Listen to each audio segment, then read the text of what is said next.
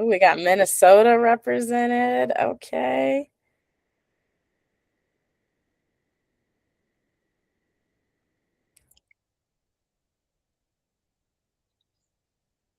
I'm letting in people as we speak. Chicago, welcome on in. Punta Cana, come on. That's the winner of today. Come on. I love it. I love it.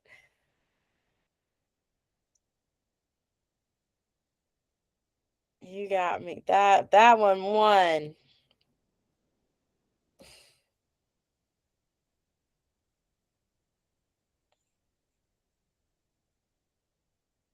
Okay, we'll give a few moments. We'll get some tunes going for us.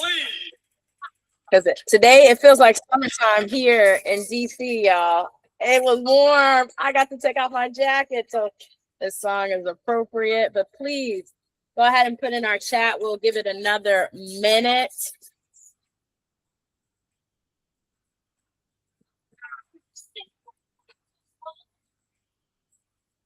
Here it is, the blue slight transform. Just a bit of a break from the norm. Just a little something to break the monotony of all that hardcore dance that has gotten to be a little bit out of control. Smooth dance, but what about a groove that soothes your mood romance? Give me a soft little mix, and if it ain't broke, then don't try to fix it. And think of the summer for the past. Adjust the face and let the album blast. Stop it, my CD, and let me run around and put your song on like that.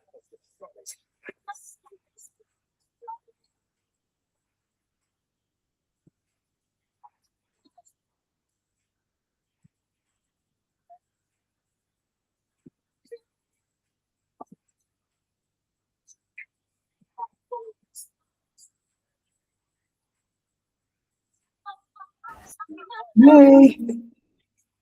Oh, I can't get it. I can't fix the camera. Hi, everybody. Can't fix the camera. Oh, shoot. Okay.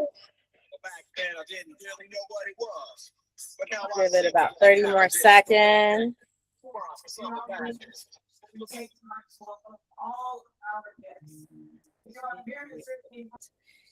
All right, you guys, this is my favorite part of our quarter is when I get a chance to say hello to each of you, our members.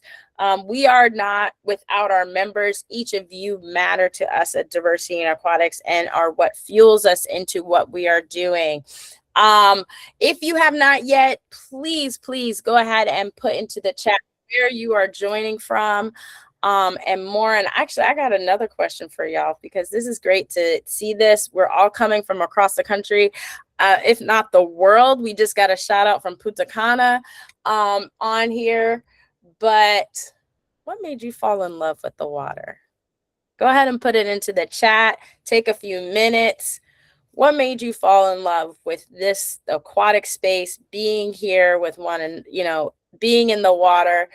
This picture to me summarizes it all for me on my half, but just take a second and go ahead and tell us in the chat. Yeah, peace. Absolutely. Hi, Connie.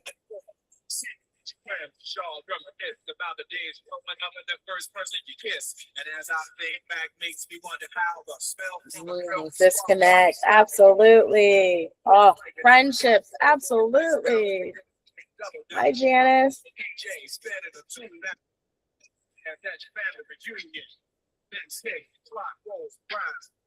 You just finished wiping your car down. It's time to cruise, so you go through summertime. Hang out and look like a car show. Everybody come looking real fine. Fresh from the barbershop. Every moment fronting it back. I love it. Shout out to the chat are happening. Yes, spiritual. Yes, very true, Nikki. Weightness, I love. Big city pool.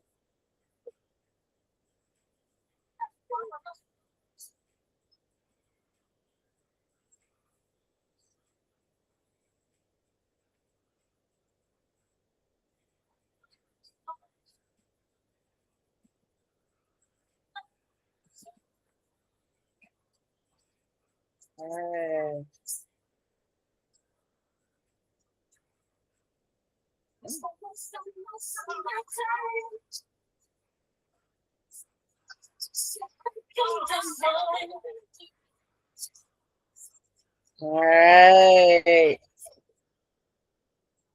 So with that said, there's a perfect ending to the song for us.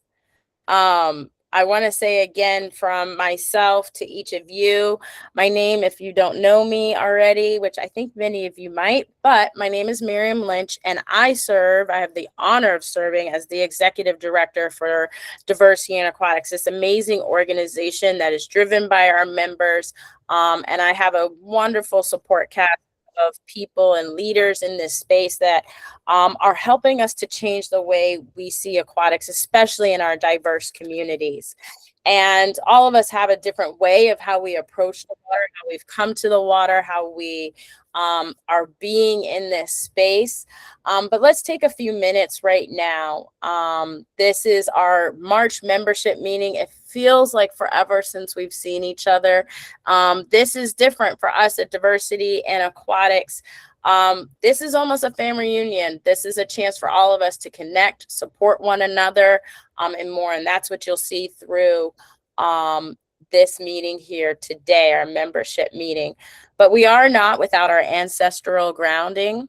And I want to take a minute to talk about and have a land acknowledgement, something that's important for us. Each of us come from a different space, but we are standing on the shoulders of so many people that are helping us to be in the spaces we are, especially at this time when we acknowledge and we want to put forth those whose lands we are encompassing on top of. So if you have not yet, please, this is something that we always do. And I know some of us are moving in different spaces as we go throughout. But, or you might be, hey, I know where I'm at, which native land that I sit upon. So taking a moment to have a reflective process over the native lands in which you are inhabiting. If you have not looked it up, this is the website we always like to refer to, is nativeland.ca.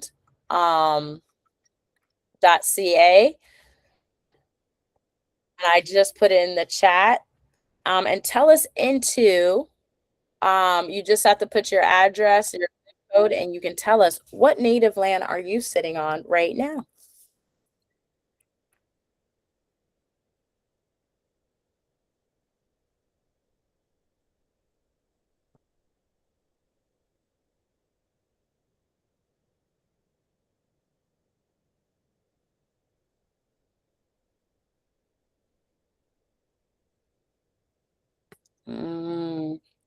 Thank you, Anesti.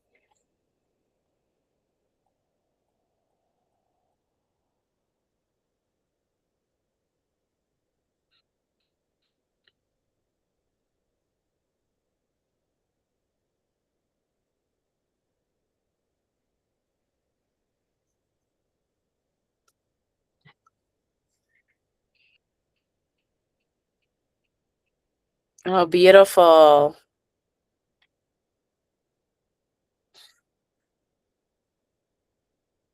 A lot from the East Coast, the Lenape. Yes, a lot of us are on the Lenape lands.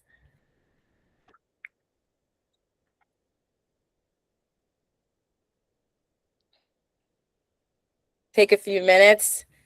If you haven't explored this site, please put this in your Rolodex as we go throughout and where we are, to acknowledge the land in which we are.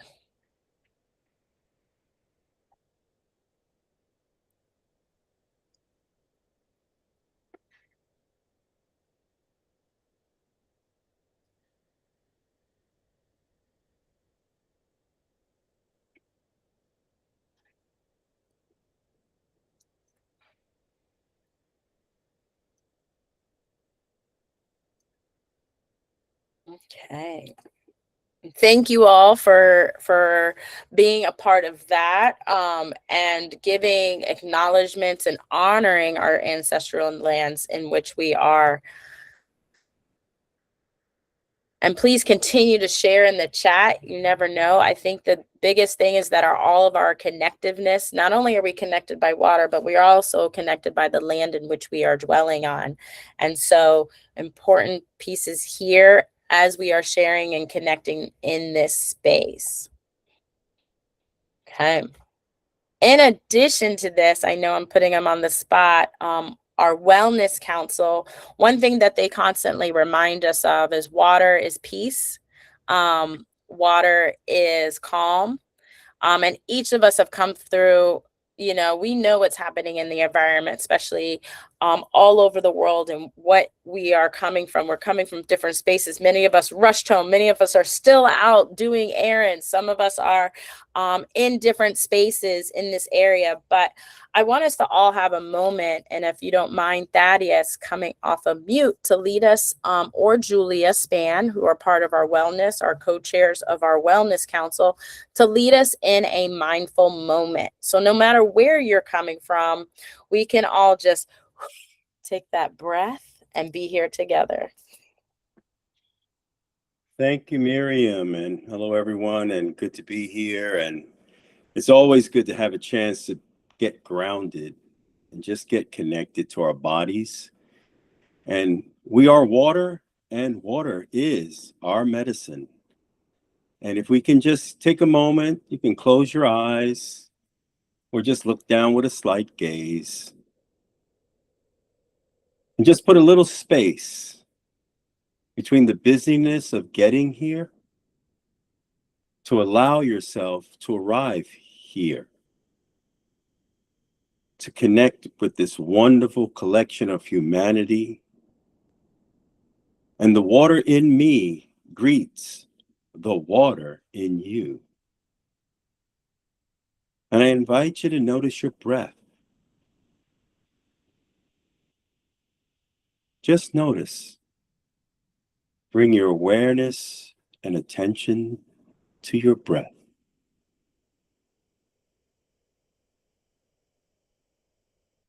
And to deepen our awareness of our body's breathing in the here and now, I invite you to take a slow, deep inhale through your nose and a slow, gentle exhale through your mouth. Breathe in through your nose. Breathe out through your mouth. And as you breathe in, to deepen our awareness of the here and now, you can think here on the inhale and think now on the exhale. Breathe in here on the inhale through your nose. Breathe out now on the exhale through your mouth. Breathe in here. Exhale now.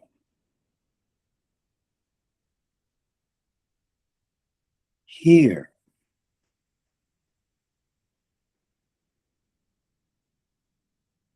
Now. Continue to breathe in the here and now, inviting your body to relax. By breathing together, we create a healing space, a communal space. We feel a connection to ourselves and to others. It deepens our sense of well-being and compassion for ourselves and others. And as we close this mindful community of practice with the theme of water as medicine, and we are water,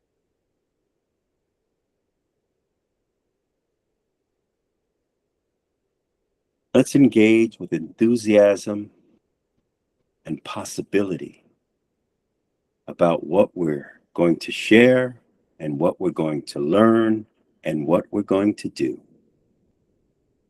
And thank you for letting me lead that practice. And you can open your eyes, wiggle your toes and fingers, stretch if you'd like. And welcome back to the meeting. And I will turn it over back to Miriam. Thank you, Miriam. Thank Dr. you. Lynn. Thank you, Thaddeus. We really appreciate that grounding exercise by our wellness council. And always great to be in this space and just have that chance to just take a breath. Because I know the DMV, that traffic getting home can be a lot on us. And so it's nice just to have that moment. Let's continue on with our sharing as part of our organization with one another, and being able to talk about when and how did you learn to swim? And then we'll choose a couple people if they like to share out loud. And we'll go for 3 people if they like to share out loud.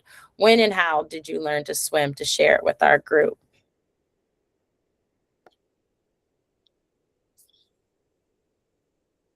All right, Julia, go for it. Okay, thank you.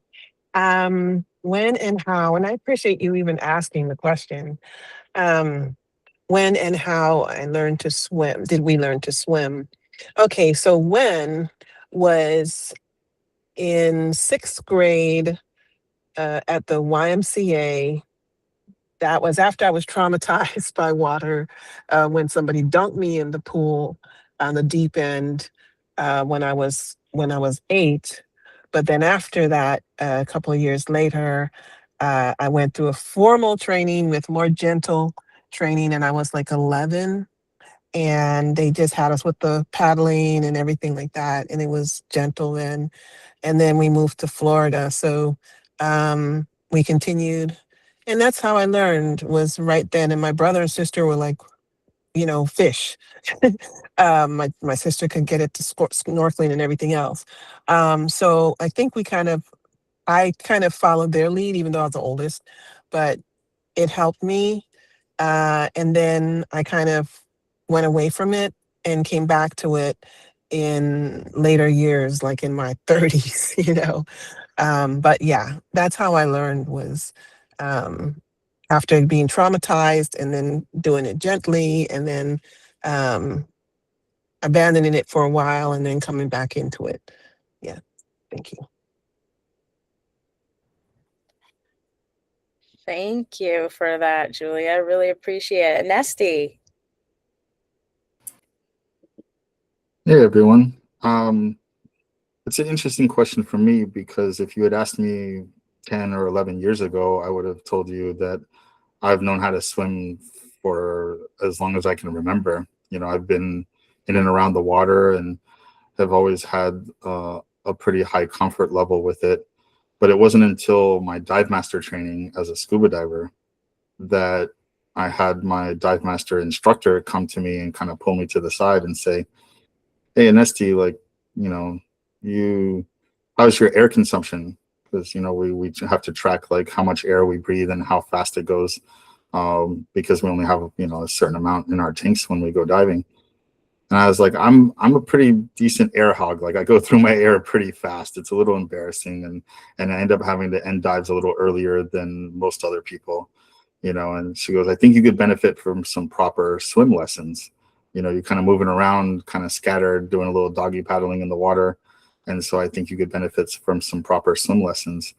And, if you can imagine a grown man who's already in the midst of getting a dive master certification being told, "You need to learn how to swim properly," and how, and also learn how that can translate to swimming underwater, how to streamline your body essentially through swim lessons. And so, there's, the physical aspect of it wasn't that big a deal. Like I said, I've always had a high comfort level with the water, but just the mentality of being a grown adult and having to overcome those stigmas in your head, those mental barriers we have of like, well, not only am I a grown man and I've got my ego and, you know, and everything intact, but I also felt like I already knew how to swim, and now I have to go back to the drawing board and basically tell myself I actually don't really know how to.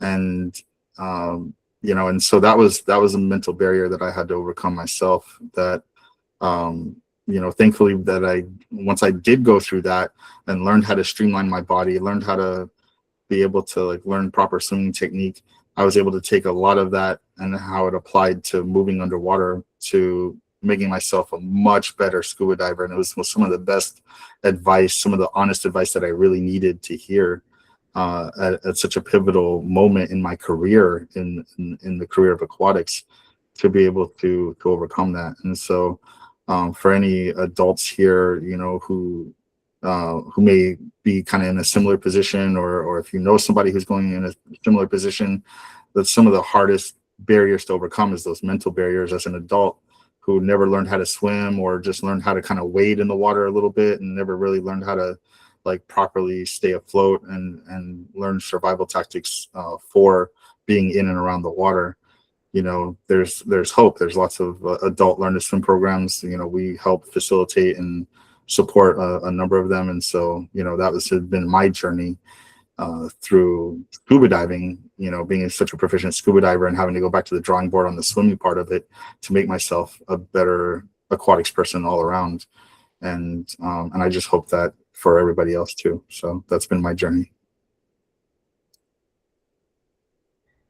Beautiful. I love that, Anesti, that the reevaluation of your journey and calibration. Thank you so much for sharing. And our last one, we'll have Nikki. Yes, good evening. I love the stories that are before me, because everybody had to go through something, because sometimes I feel like, oh gosh, what's wrong with me? But I'm an adult learn to swim. I started my swim journey with DIA Swim Club probably right before the pandemic. And you know, I still have challenges in the water sometimes. You know, my anxiety gets the best of me. My body forgets that it knows how to swim. So sometimes it's a constant battle. And I went through a period of time where it was like almost a year that I wasn't in the water. So now I feel like I'm working on rebuilding and creating a new relationship with water, and taking my time. You know, I have some limitations with my shoulder. But yeah, I love the water, but then also sometimes when I show up, I don't know, like, am I going to be cool? I could go in and jump in and feel comfortable, or I'm still going to be dealing with, oh gosh, what's going to happen? And now I have to rebuild my lung capacity. I like what Nancy said about that. You know, so I'm open to it. It's a challenge. It's not easy, but I love the water enough to keep trying every time. So that's fine. The shortest version. No, I love it. I mean, the water always is its constant teacher, right? It teaches you more about yourself, your own patience, and so much more. I think that's what we're hearing across, is that we're all growing as we continue to have that relationship with the water, however it may come. And I love the stories that are happening in the chat. I know we're not having a chance to break out because we're limited on time, but I wanted to please share your stories with us. Continue to share your stories with us about your relationship with the water. We want to hear from you. Diversity Aquatics, as I've said, is a network to help save lives, and you are the network. Our members are the network. So if you would like to share your work or highlight something amazing, there are so many things that are happening across the country. We just don't know all the different things in this space. Please let us know. We have a way for you to be able to submit information to us and to our newsletter. We'd love to highlight you. We'd love to tell your story. A lot of it we are sharing through our social media networks, different stories that are coming about. So please make sure to continue to share your stories with us. Share, you know, if you have a testimonial about how you have a relationship with the water, please feel free to share that with us. I just gave the link to you in our chat.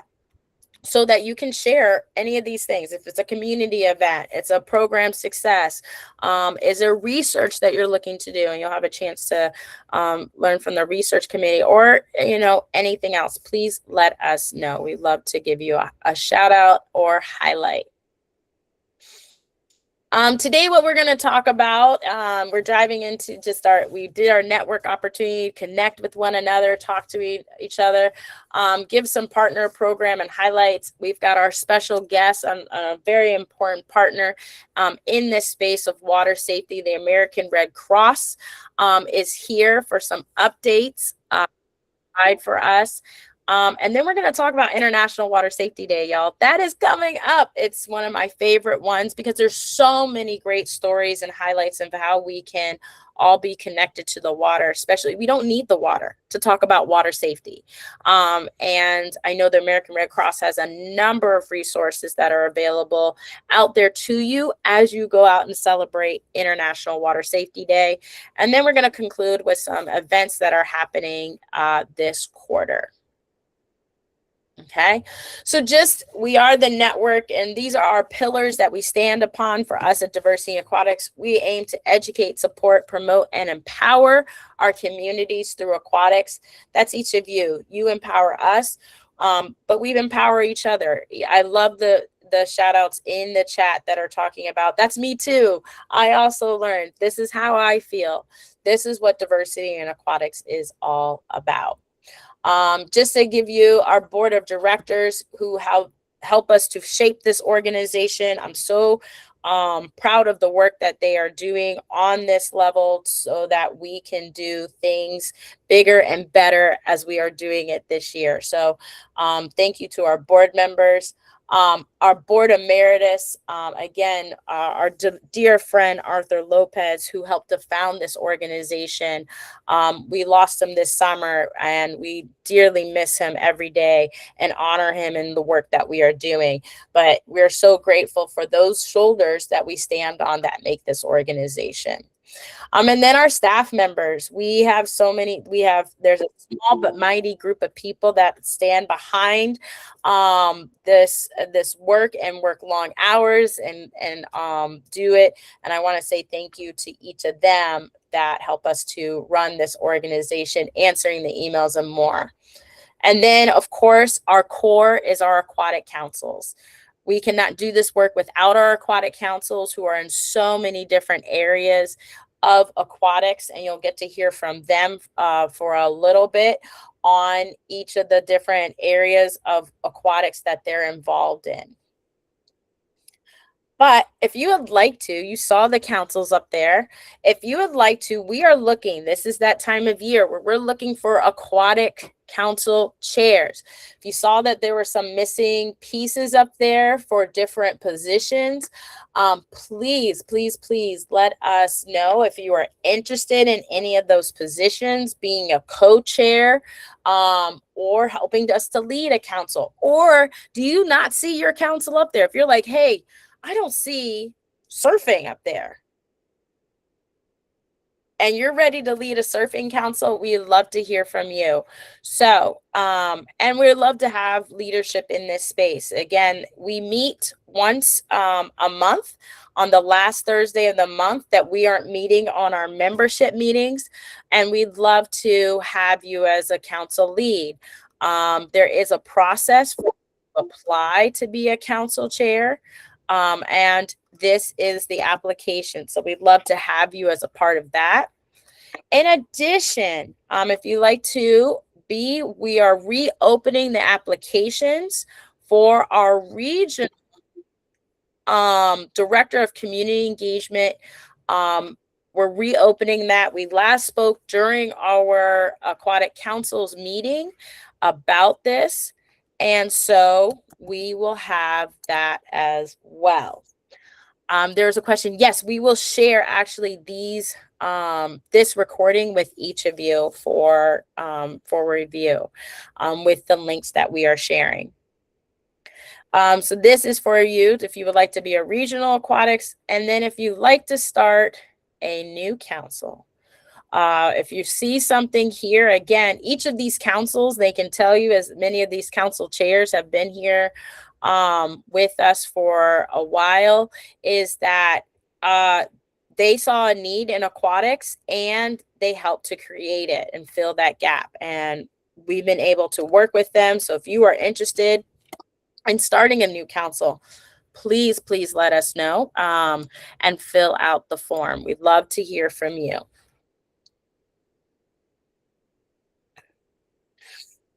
Oh, must clicking.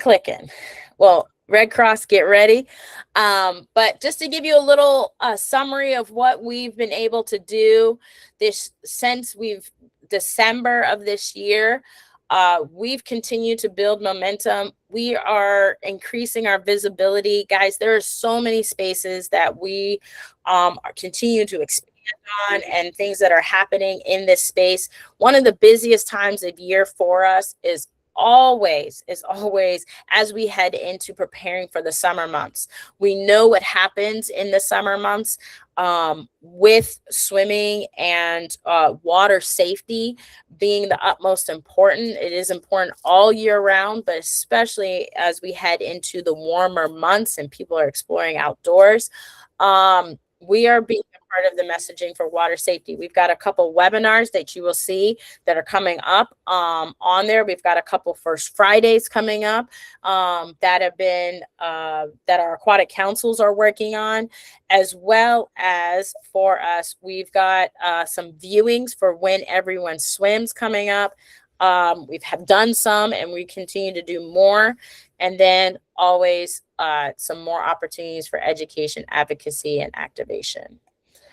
But I'm going to turn it over to our guest of the evening. Beautiful picture that we had of one of our lifeguard classes down in Florida. But I would give it over to the American Red Cross if you would like to do some introductions to our team here.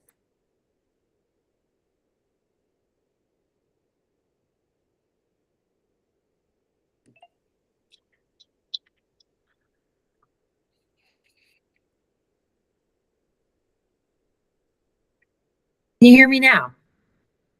Okay, very good. Angela Beal Tawfiq, I see you here as well. So you've got several of us here from the American Red Cross. My name's Connie Harvey, and I am the director of our Centennial and Mission Initiatives and Survival Initiatives for the American Red Cross. We also have Angela Beal Tawfiq, who is one of the board members for Diversity in Aquatics, as well as a member of our Scientific Advisory Council, and also extremely engaged in everything that we're doing in the American Red Cross related to our mission work and really working to get into communities where the need is greatest. We also have Stephanie Daramont, who is our program manager for our Centennial campaign. And we have Adam Bueling, who is one of our team members who really helps us dig in and understand what I like all of the metrics and way more than of what we do here with the American Red Cross in our mission work. I want to pass it over to Angela to start with, because what you're seeing here on the slide is representation of how the Red Cross has been engaged in quite a few of the state water safety action plans that are happening. And Angela is a New Jersey gal, and between her work with the Red Cross, the Diversity and Aquatics team, and the New Jersey Water Safety Alliance, she's really bringing a lot of things together. So Ange, I want to pass it over to you and just have you give some highlights of the stuff that's happening. Well, thank you, Connie. If you see me, believe it or not, I'm at a pool yelling at a kid who's trying to get him to swim. So it's great. We live it, we do it. So it's been great. And as we've had the opportunity to share with you all, now it's 2 years ago, we actually successfully, with Diversity in Aquatics, Red Cross, and other aquatic stakeholders, created the first National Water Safety Action Plan in our country. We had the opportunity to go and join in a lot of things. But one of the great things about this collaboration with Red Cross is that Red Cross and Diversity in Aquatics have been in collaboration, if you didn't know, since 2010. Wow. 2010, and I had the honor of becoming a part. That's where Diversity in Aquatics received its first congressional resolution from then Senator Shaka Fattah. At that time, we did, in 2013, we really got together and really began to make an initiative around centennial programming when Red Cross was at its 100th year. And so one of the things that people don't know is that proactive, when we say prevention, and being proactive with a lot of organizations, Red Cross and Diversity in Aquatics saw early on the importance of building and making a difference in communities. And that difference in communities means bringing actions actually into life. And that is where the membership of Diversity in Aquatics, as well as the American Red Cross, which has been a service provider in aquatics and in communities for many of us, had truly made the difference. So with the recent National Water Safety Action Plans, states have been encouraged, and members, you can too also be a part of the ongoing, originally it's a 5-year perspective of the National Water Safety Action Plan for our country, but every state is encouraged, looking at it from the national level to the local, to regional, to the local levels, to get involved. And it helps to actually basically, as Diversity in Aquatics says, put a foot in, maybe if it's at an entryway, to really raise awareness in our communities around water safety. In New Jersey, as Connie shared, I've had the opportunity to be a part of the first of one of the first 3 states that have taken on the effort to create a national water safety in New Jersey. It's called the New Jersey State Swim Safe Alliance is leading the way with New Jersey's first strategic water safety action plan. Washington, of course, has led the way. California is the other, I think, if we're right. But you too, if you have an interest, we want you to go on to the United States Water Safety Action Plan, and you can also be a part of any of the sub-councils that were a part of that. A lot of our Diversity in Aquatics members gave input and insight in that effort, with Red Cross leading the way. With Red Cross also, like I said, what does it look like? You see me here, Diversity in Aquatics enters in communities raising awareness. And so as Dr. Lynch said, coming up with an International Water Safety Day, you can be active in your communities. And many members very much here on the call, I see Brian, I see a bunch of people are doing it in their communities where you enter in and you can actually create difference by sometimes looking and seeing, hey, do we have centennial programming in our community? Or do we have policies around water safety in our communities or in our schools? How can we bring water safety awareness? Sometimes that's what we say, empower, promote, and support immediately to basically join in, because most of the time people say, where can I get started?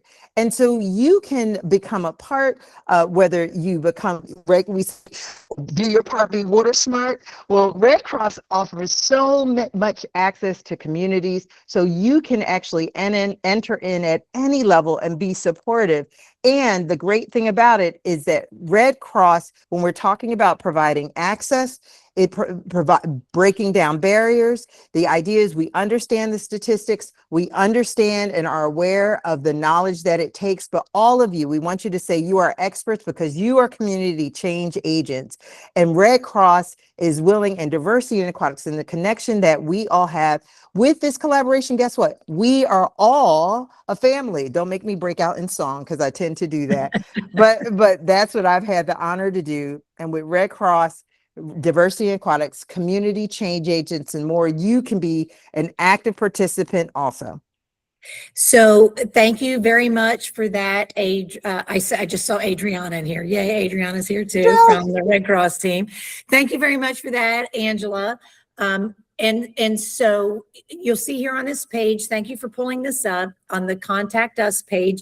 If you have any interest in learning more, being part of a working group, anything like that, excuse me, reach out to us in that way. Just hit the Contact Us button and tell us what you're interested in, and we will get back in touch with you. this is kind of late breaking news, but I am now the chair of the steering committee of the National Water Safety Action Plan. So we want to make certain that we get as many people as we can involved, and we really, really strongly value the diverse perspective that we all have, and that's race, ethnicity, interest levels, age. It goes on and on. When we talk diversity, it's all of these things. I would love to pass it over to Stephanie Daramont on the team to talk about some of the wonderful things, the resources that the Red Cross has available. So Angela has mentioned the Centennial campaign, and so Stephanie will give us a little bit of insight into that, what that means, but also some of the resources that are available for free that everybody has access to. So Steph, let me pass it over to you. Thanks so much, Connie. And thank you guys for being here. We are so proud to have Diversity in Aquatics as a Aquatic Centennial Campaign training provider. So if you don't know what that means to you, we are happy to have you reach out. We would love to connect with you. We can help support you in all different kinds of ways, especially if you want to go to an IT academy, instructor trainer academy, and become a lifeguard instructor trainer or a water safety instructor trainer. We just have endless resources for you. I will tell you that our free water safety courses, water safety for parents and caregivers. It comes in English, Spanish, and Haitian Creole. We also have an orientation to swimming lessons for parents and caregivers, which comes in English and Spanish. And we have a Becoming an Ambassador for Water Safety course.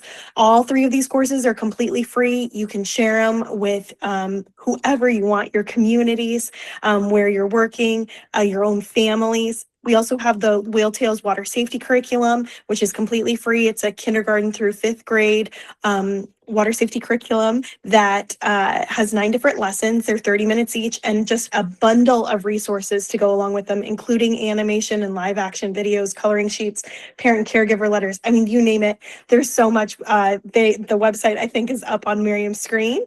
Also wanted to let you know, I'm going to shout this out for Adriana, who is our colleague on our team and heads up Mission CPR. But I want to let you know that if your organization is involved in CPR at all, just remind you that the CPR program was updated in December. So there are new materials and new stuff out on that. And we are currently working on, in fact, that's what Adriana is doing tonight, is she's working on the Spanish side of, or the Spanish version of that CPR curriculum. So, and that will be out later this year in both the base level certification as well as the instructor level certification. So that's exciting.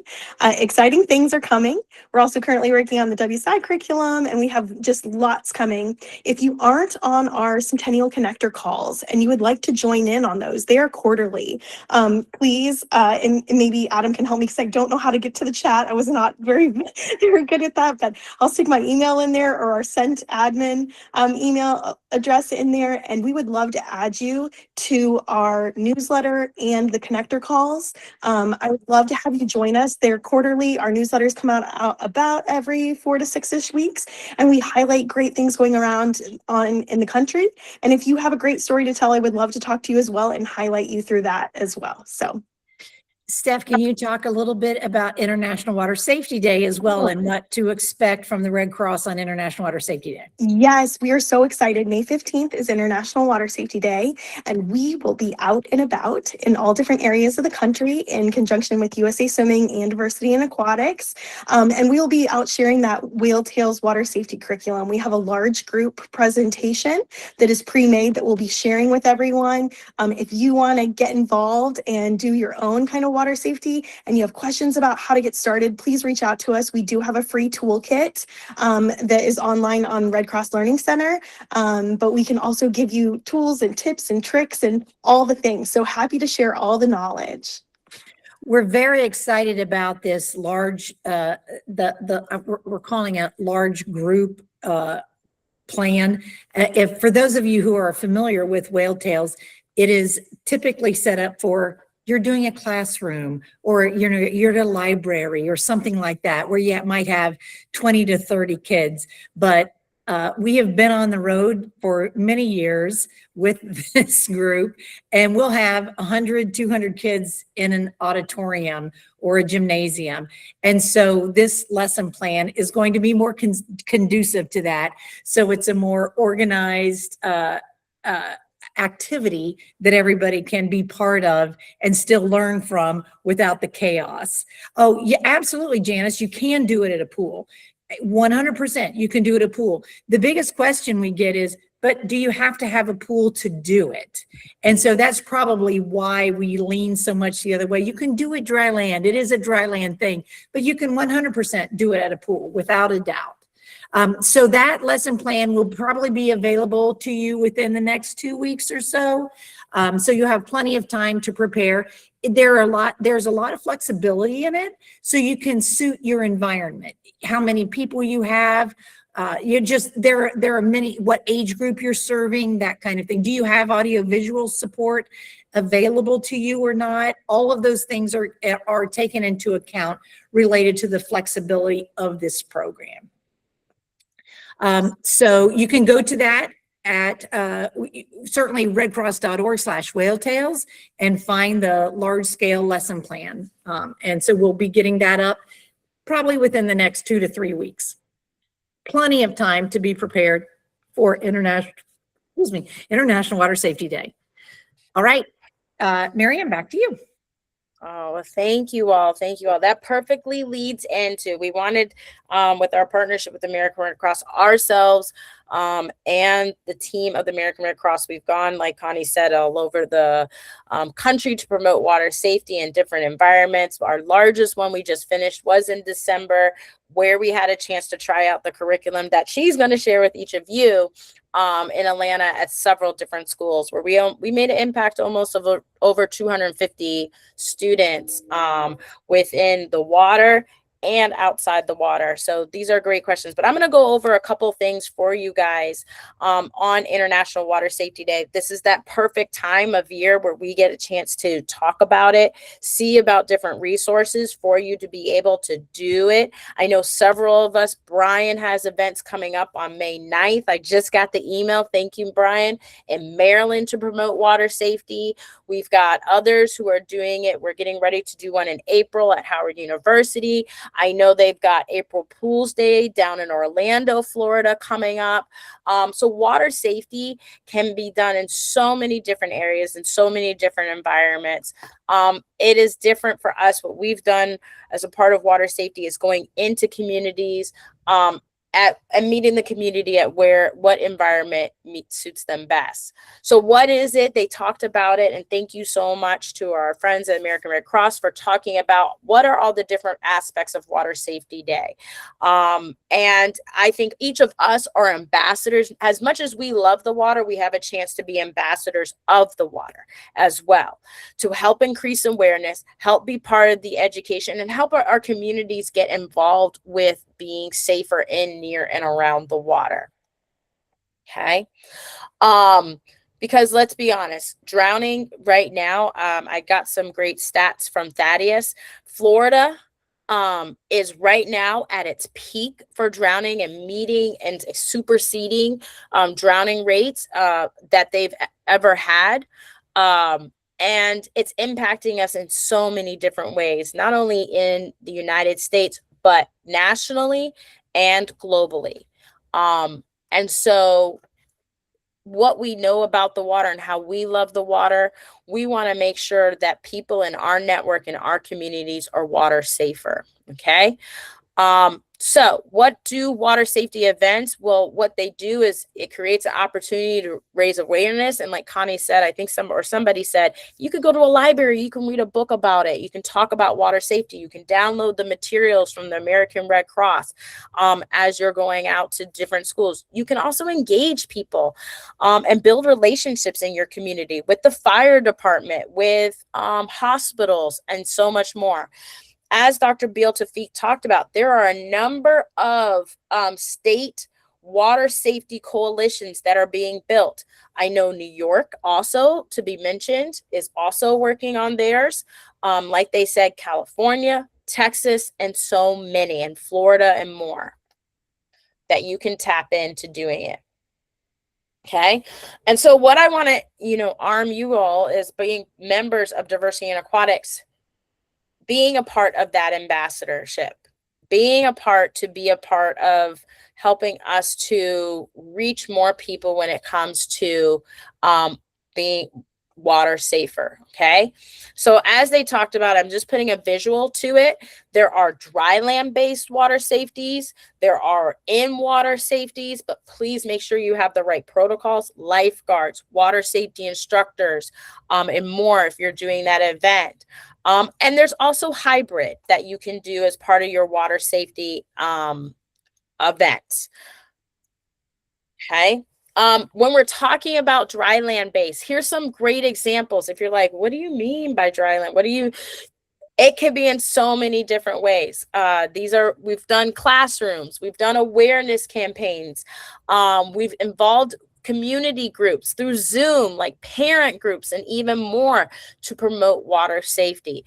And even as we are getting into the warmer weathers and there's more health and wellness fairs, these are also great opportunities as well to have water safety messaging as a guest speaker or even more.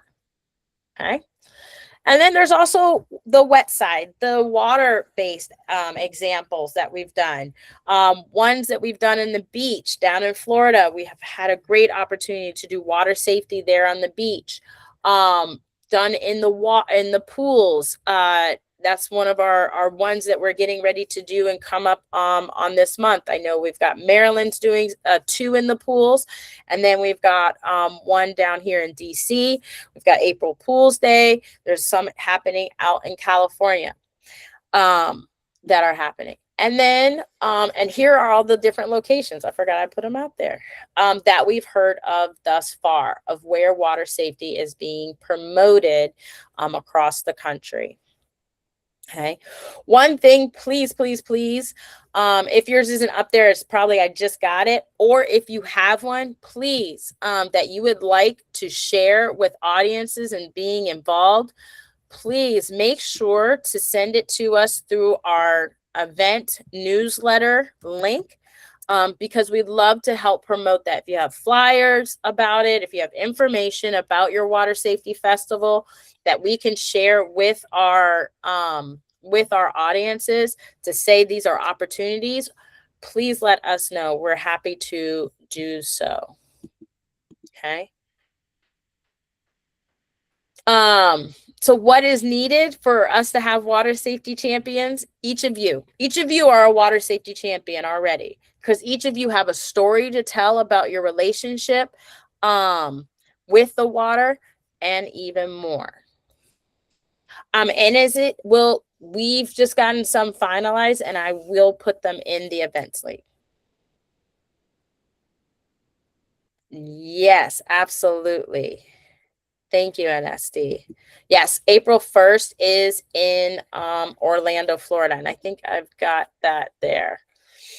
And I'll share those dates with each of you. So ways that you can support also, if you're not doing an event, please share also on social your water story on International Water Safety Day. We will also have resources through our membership site of all of this for you. If you have a script that you're doing for International Water Safety Day, or if you want to tag us on International Water Safety Day, please, please, please let us know. Other ways that you can get involved, like I said, there's a water safety pledge, partner with your local library, advocate, or you can fundraise for water safety. And if you want to put in the chat, if you have dates right now that you know of, if you don't mind, like I see that one for Orlando, please, or links. I don't have those links readily available for those, but we will make sure to compile them. Go ahead and put them in the chat for the dates and times for when people can come and see your water safety event that we can share with our membership. So I think the one for April Pools Day is April 4th. Okay, I love this. April 16th, Riverbank Park, 3 to 6 p.m. City of Orlando, Dover Shores Pool. on 4/4. I love that, at the pool. And then the town of Edenville on 4/11. Oh, thank you for the correction on the date, Connie. Any others that are out there to share?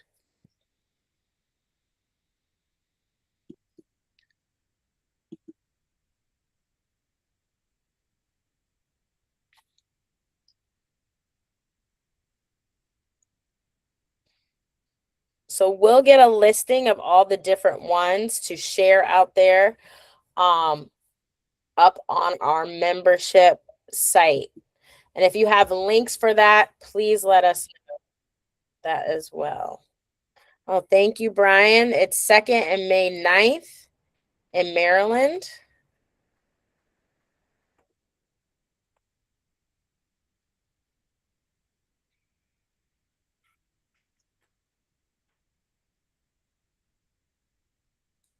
Hey.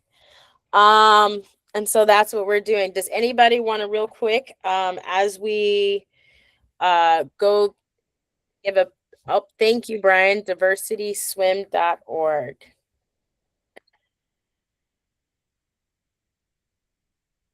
So please put your website in there to talk about it.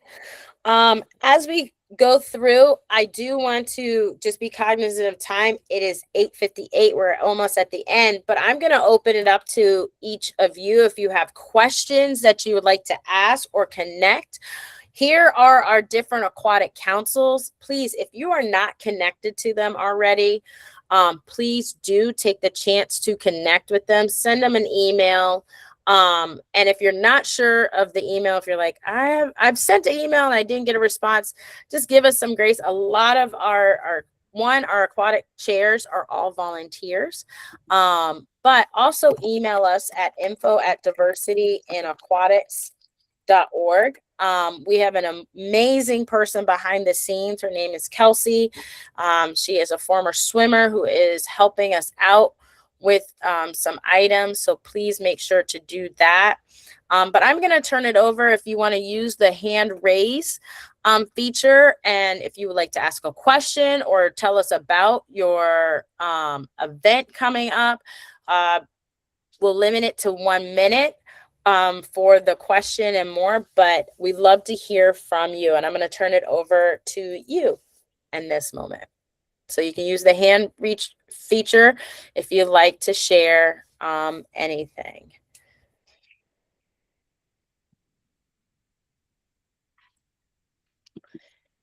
Oh, thank you, Thaddeus. I do have one quick one that was reminded to me. Coach Danny and Adrian have a quick announcement that they like to do. They're about to be in Maryland for an event. If I'll turn it over to them first.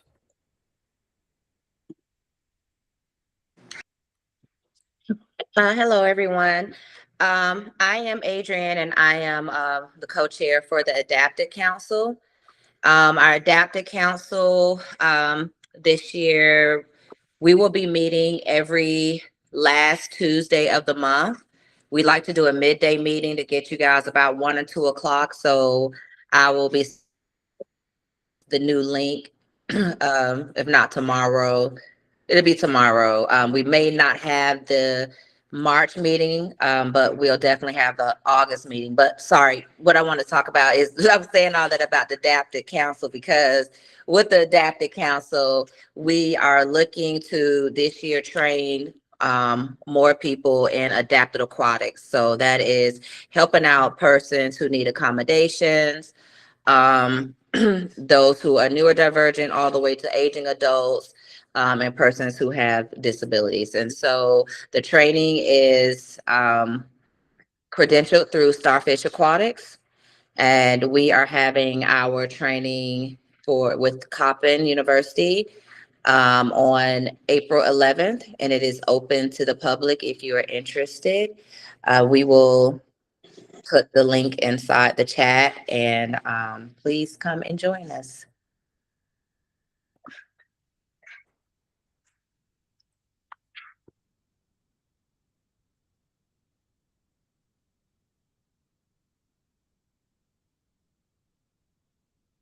Thank you so much, Adrian. Appreciate you sharing that. Anybody else want to share as well? Any information?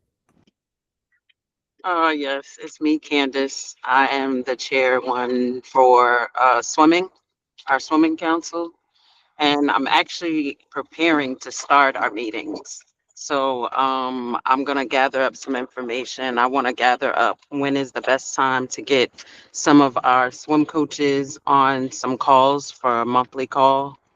What's the best days of the week and the best times? So look out for that. And also our first Fridays. So, and sorry, I'm on the road, so it's short, but No, it's okay. Please be safe as you are driving. And thank you for that, Coach Candace, out in Houston, Texas. Next, Gordon. Good evening, everybody. My name is Jordan Colden, founder of Drip No Drown Swimming. My biggest announcement really is we have began practicing at Morehouse's Swim Club. So we do have young guys who are interested or who are participating and taking the initiative to resurrect the history of the Morehouse Tiger Sharks. I do have a question for anyone who can answer, or more specific for Red Cross. But I do have a lot of young guys who are interested in WSI certification. So I'm really just trying to figure out the best route to go about getting a group training and certification process for them. And I can put my email in the chat because I know we're short on time, but I would like to get those guys certified. Yeah, please do put that in the chat. Was that you, Steph? Yeah, I was just gonna say I Jump can in. connect with you. I can connect with you tomorrow if you'd like. Okay. So if you put your contact, I'll help you through that. Okay. Thank you.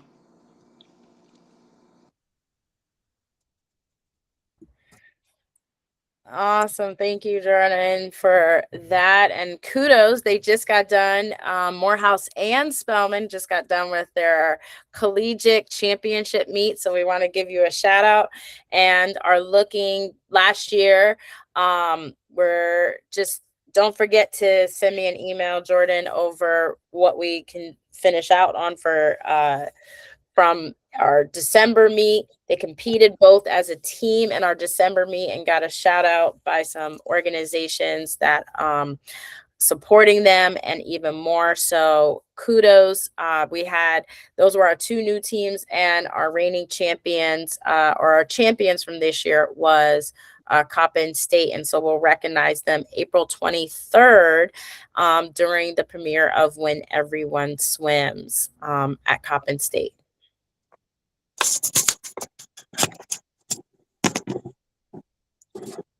So amazing. Well, next goes Sanaa. Hi, it's actually Lenice. I didn't know how to change her name on here. So our foundation, Making Waves Foundation, is partnering with Montgomery County Parks and Rec this summer. We'll be offering free lessons. And so once I have the date solidified, I will be sure to share that. Montgomery County Parks and Rec will also be doing some water safety events starting after Memorial Day and to like the first 3 weeks of June. And so we will be partnering with them as well for that. And so I will keep you guys updated so that you can advertise for some 0 to 18-year-olds to get some free lessons. Awesome. Thank you, Lenice. Appreciate it. Thaddeus. Thank you, Miriam. So as part of the Wellness Council, we have a focus on adult learn to swim and using water as medicine and healing any trauma or fear or anxiety related to water. We are partnering with the Miramar Regional Aquatic Center and hopefully with the Mayor's Running Club to start doing adult programming. Not learn to swim, but using water as medicine, cross-training, deep water running. And we may be doing a treadathon. I didn't say it in the chat because we don't have a firm date about the treadathon, but it could be on International Water Safety Day, or it could be before. And actually, Grenada has an interest in doing a treadathon on World Oceans Day at the beach at Grand Anse. I had a meeting earlier today with them. But the theme of adult swimming, or engaging adults to bring adults who are former swimmers. There's quite a few folks that are former swimmers, know how to swim, but yet they haven't been connected with the water as deeply as they could. So that's a passion and an interest of us through the Wellness Council, to speak water as medicine, water as fun, water as social, water as recreation. And we connect and support all the councils. I've been scuba diving, and Nesty and Danny and Miriam and we've been in Grenada together. Who else was with us? Kathleen Dean. Denise was down there. Sana, her family. Yep. Yes. Did I say Danny? Did I say? Oh yeah, Danny, and and a collection of folks. So, yeah, that's it for me. Thank you. Good meeting. Thank you for that, Thaddeus. Anesti? Hello, everyone. My name is Anesti Vega. I'm the Scuba Council Chair for Diversity in Aquatics. I just wanted to put out real quick that we are looking to host our own council meetings, probably quarterly. If there's more of a demand for that, maybe even monthly from there. And so if you're interested, if you're a scuba diver or interested in scuba diving, especially as an extension of what you do, we'd love to be able to get a consensus on when is the best time to host these meetings. So please feel free to reach out to me. You see my email address there, scuba@diversityinaquatics.org. Love to be able to get a consensus on that. We also have one of our major initiatives coming up is our scholarship fund for funding 2 new scuba divers in open water as an open water scuba diver each year. We have 2 students right now, Hasna Mohammed and Kathleen Dean, who I've been in touch with to finish up their certification. It's been a long time coming, but we're finally getting that done around mid-May. We're talking for International Water Safety Day to either train on or as close to as we can based on our schedules for them to finally complete their certification around that time in mid-May. So we're looking forward to that, and we want to be able to put out the call for the 2026 scholarships for 2 new recipients, and we'd love to have a committee within our council to be able to help put that together and to select our 2 new scholarship recipients. So that's one of our major initiatives. And then I just wanted to put out to the Red Cross, if you guys have any scuba related initiatives. There are none on my radar, but maybe I don't know what I don't know. So I've already sent an email to send admin about the connector call. So if there's any scuba related initiatives that Red Cross has coming up or ongoing, I'd love to be part of that as well. Thank you, guys.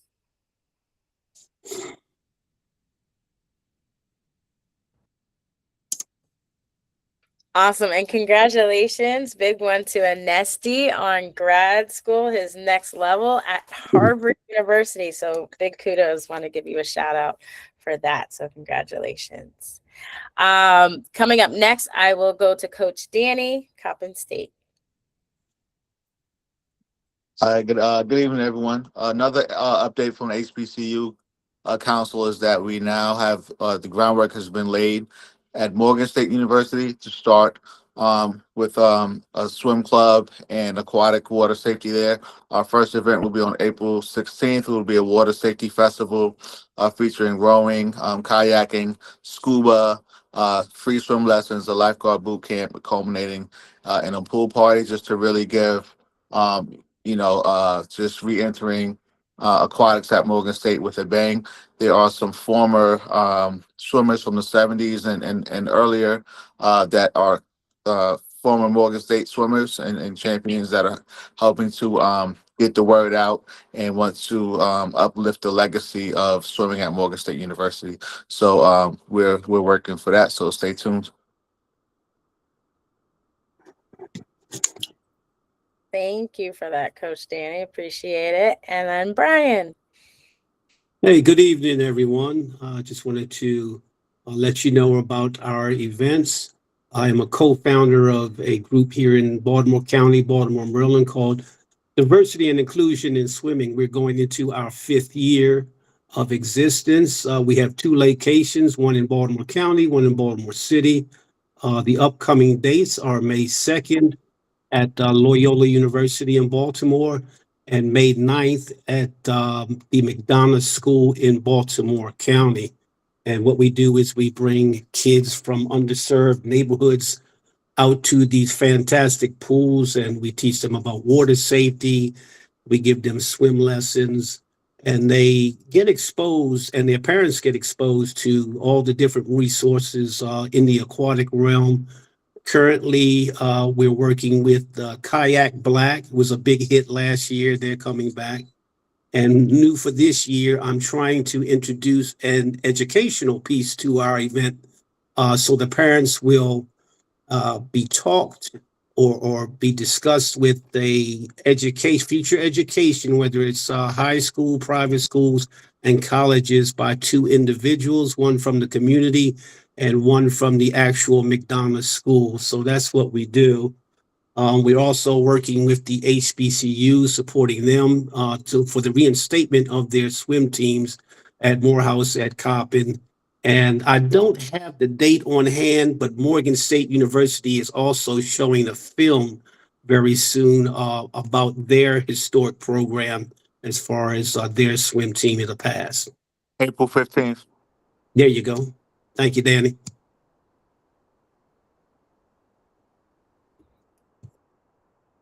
Awesome. Thank you guys. And if you have that information, please, as we're talking about all the different events that are happening, please, please, please send them on so we can make sure they're out in our newsletter. Again, I encourage you to please submit them here. That's our database that we're looking at.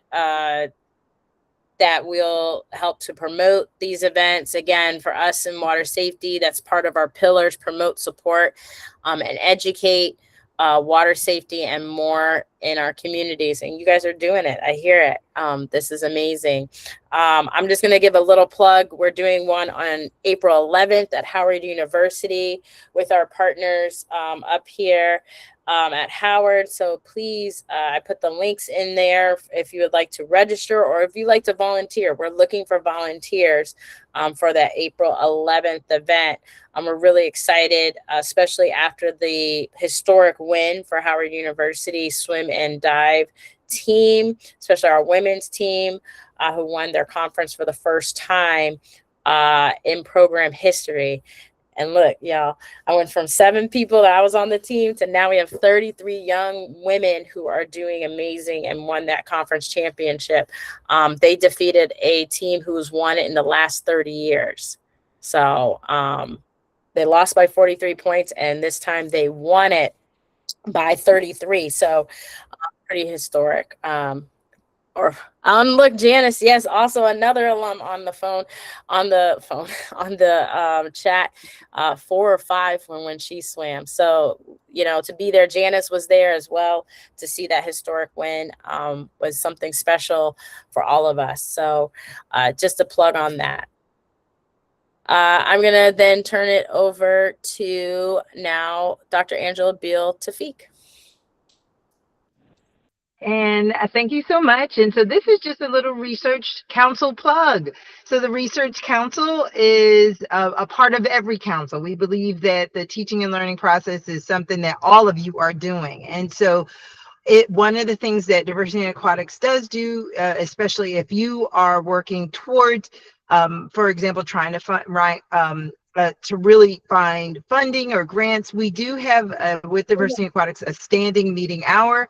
We're on Wednesdays where you can register if you email at info@diversityaquatics.org to actually schedule a meeting with the actual council of your best of fit, but also with the Research Council if you have any questions. We usually share about a 30-minute window And that is free. But if you if it gets into grants or anything that's really detailed, we do have different price points for that. But normally, because yes, we are volunteer led 100%. But some other things you might not know about what you're hearing is when you're saying the showing, diversity in aquatics in our programming. I encourage you all to really go on the website, because through our grant programs, we were excited about the HBCU event that we had, Celebration Bowl at Morehouse, and just really all of the great councils and everything that we have going on. We have our art-based water safety education, and so the When different films and documentaries like Wade in the Water, When Everyone Swims, as you're hearing. And we are also happy to share that our rowing council it will also be having a new documentary with BLJ Rowing that actually will be coming a part of that. So in terms of, we also were honored through the Robert Wood Johnson Foundation with actually being able, in collaboration with Habitat, to actually have our pool, A Social History of Segregation art exhibition now in a mobile form. So it is a standalone art exhibit or exhibition that we want to have travel all across the country and more. So those are opportunities that we can actually also share. In terms of When Everyone Swims, I'm also happy to share that here we will also be showing When Everyone Swims in collaboration with the School District of Philadelphia. So we're really excited about that being a potential event on May 20th. And that is more information soon to come. But as you all also have programs and different opportunities, also through the Robert Wood Johnson Foundation grant we received, if you notice on our website, we actually have a search engine where if you are in a local area, you can actually log on, put your zip code in, and you can find some programs in your area based off of your zip code. It could be adult learn to swims, it could be youth or children. But the idea, if you have a program, for example, and you'd like to be a part of that, we do. That is more of a Wednesday meeting, and we will have basically marketing, or if you would wish to have your program showcased or featured, we can share with you the different the subscription fee to actually have your program be featured, so that when people go on and they're looking, they can, from all over the world, they can actually use that site, plug your zip code in, and find out that information. So thank you so much. And Research Council is all council. So thank you for listening. Thank you so much, Dr. Beal. We really appreciate it. Some of the screenings that she mentioned, we'll have them up as we get further details. You can see them up on your screen. They are what has been told to us so far. If things have changed, please let us know so that we can make sure to get that information out to our community. So if there's a local screening near you, go. And we'll also add in our other ones from the Rowing Council, where you can see that screening of the documentary, as well as we have another one, Wade in the Water by Kathleen Dean. It won an Emmy for its showcase. That will also be, I know she's got a couple screenings that are coming up as well. And so please, if there isn't one that's near you that you like to get involved with, or you would like to see, please let us know so that we can make sure to point you in the right direction on how to get a screening. In addition, what Dr. Beal Tafik talked about, please, if you have any questions with our team or anything else that you've heard about on this call or want to further engage with us, email us at info@diversity in aquatics. We know that these are cherished times. We're late into the evening for us on the East Coast. But again, we're here as a network for each other as we go in this journey of promoting water safety and drowning prevention. Anybody else? Because my window has changed. So if anybody else would like to go next.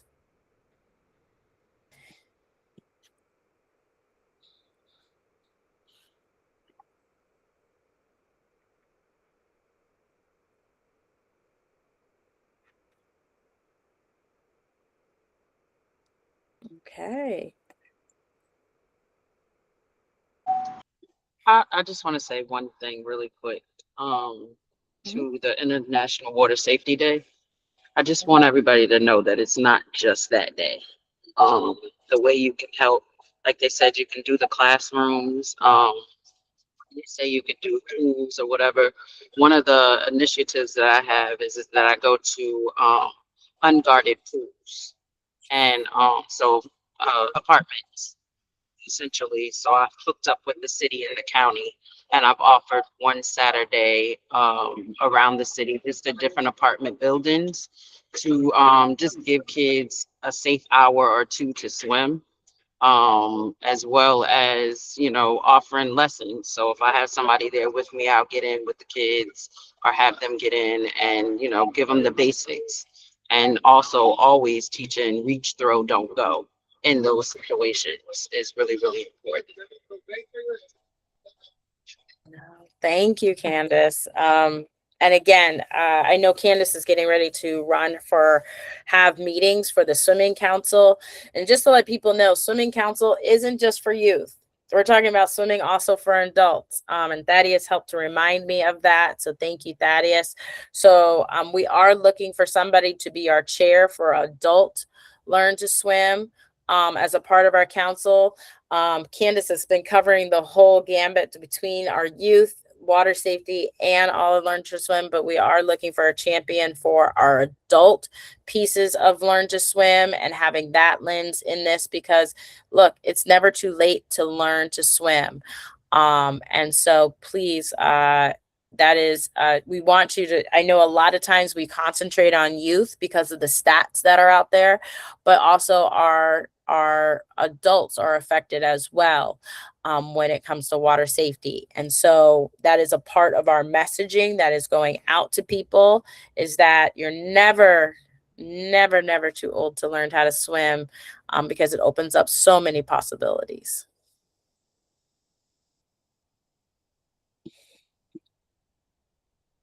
Amazing. Anybody else to share any information, thoughts, questions? Again, we'll use these last 7 minutes as a part of our call. If you have something like a challenge, or if you have something something to celebrate, please let us know. Love to hear from you. Hey, Miriam, I would love to share that the Red Cross has so many free resources that are available for families, caregivers, kids, to be able to become smarter about the water.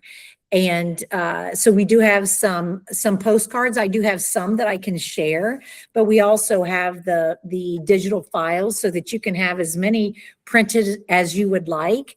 And another great part of that is we have them. A lot of our stuff we're making available in English as well as Spanish. We do have one course, Orientation to Parents and Caregivers, that is also available in Haitian Creole, but we do have a lot of our stuff that's now also available completely in Spanish, to include our Longfellow Whale Tales program. And we don't just translate it, but what we call transcreate it, so that the language makes sense, you know, that there's context to it. So it's not just a flat out word for word translation, but a transcreation, so that it makes sense to those who are consuming it with Spanish as their first language. So you can reach out to us, but also go to redcross.org/water safety and get access to a lot of this material. Yes, thank you, Connie. Thank you for sharing that. It's a great resource.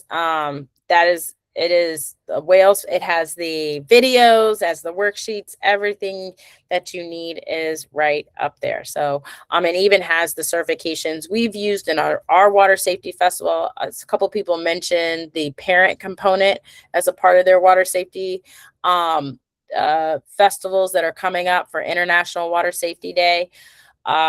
Great course that you can take is the water safety for parent and caregivers.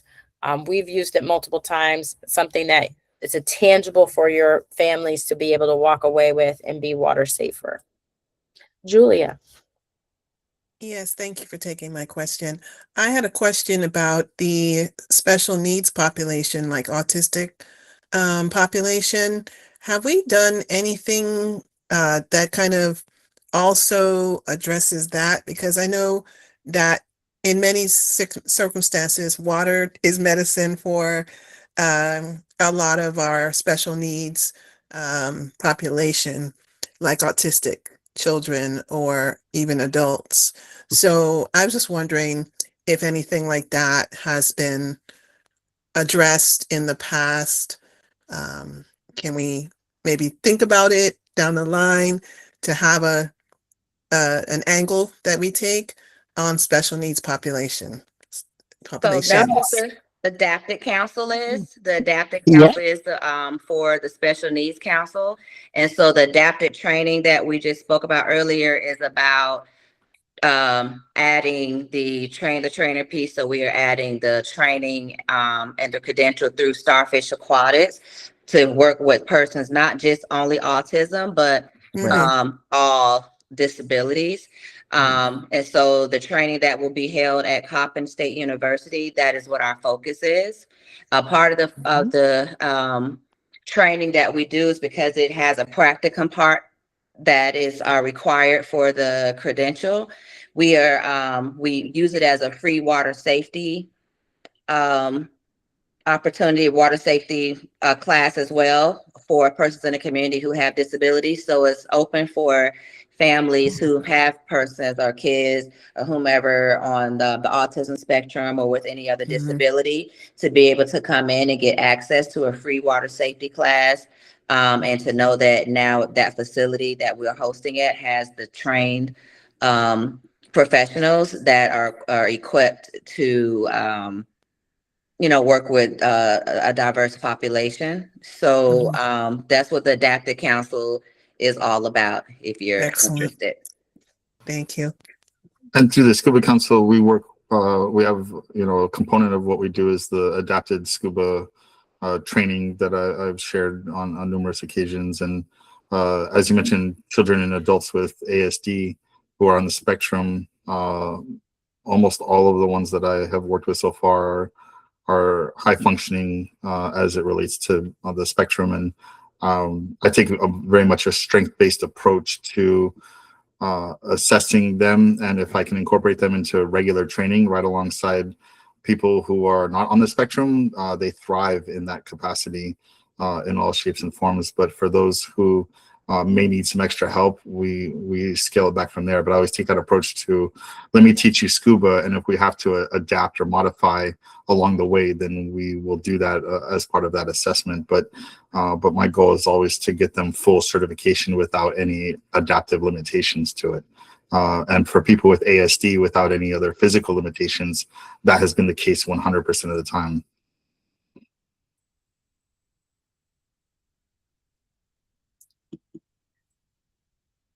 Awesome. Thank you. All the great questions and great feedback with that. But that concludes our meeting for today. Again, round of applause for each of you and the work that is being done and what is being shared in this space. We really appreciate it. If you didn't get a chance to have your question answered, please, please, please send us an email at info@diversityandaquatics.org. And we're happy to answer it on that half, or put it, if you're like, I didn't get everybody's emails, it's okay. Email us at diversityandaquatics.org. We'll make sure to put it into the right direction or put you in contact with those who you are looking forward to connecting with. But everybody, please, we look forward to seeing you at our next membership meeting. We appreciate each of you. Go out there. You are our aquatic ambassadors. Promote, support, educate about water safety. Each of you has a testimony that's going to help save somebody's life. So thank you all so much. Thank you to our partners, American Red Cross, for an amazing presentation. I know I put you guys on the spot, but like always, you guys are ready to rock and roll and support our diverse aquatic communities that are out there. So thank you all, and please have a great night and a great warm weather season, everybody. Water is truly medicine. Thank you. Mwah. Mwah. I feel the healing. Love you. Thank you.